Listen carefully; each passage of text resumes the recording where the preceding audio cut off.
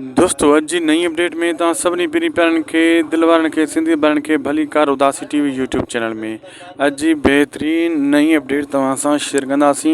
हिन वीडियो खे आख़िर ताईं ॾिसंदा थी सघे त असांजे हिन यूट्यूब चैनल उदासी टीवी खे ज़रूरु सब्सक्राइब लाइक कंदा।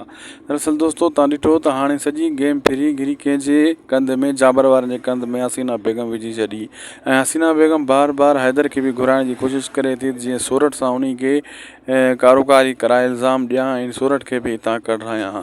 ऐं हाणे जेको आहे जाबर वारा जेको प्रोग्राम ठाहे रहिया आहिनि त क़ासिम गॾिजी करे सांवल खे मारण जो हैदर जेको आहे दोस्तो ॿ गेमूं खेॾंदो छो त हैदर सौट सां बि सचो थियो बीठो आहे ऐं सौट जे लाइ दिलि में नफ़रत बि उनखे आहे ऐं हेॾा जाबर वारनि सां ॿधल आहे इहो सांवल खे बि ख़बर आहे। पर असल जाते नकल जाते असल वार करे वेंदो हैदर सांवल खे पोइ वरी हैदर जी बि ख़बर पवंदी।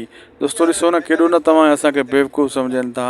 क़ासिम सरेआम जाबर जे घर वेठो आहे घुमंदो वधे थो हेॾे होॾे सिकू सां बि मिलियो आहे हैदर सां बि मिलियो आहे लेकिन चाकर जा माण्हू अञा ताईं उनखे ॻोल्हनि था पकिड़े नथा सघनि। यानी इहो केस इग्नोर करे छॾियूं तव्हां असांखे चूतियो सम्झनि था इहे ड्रामे वारा।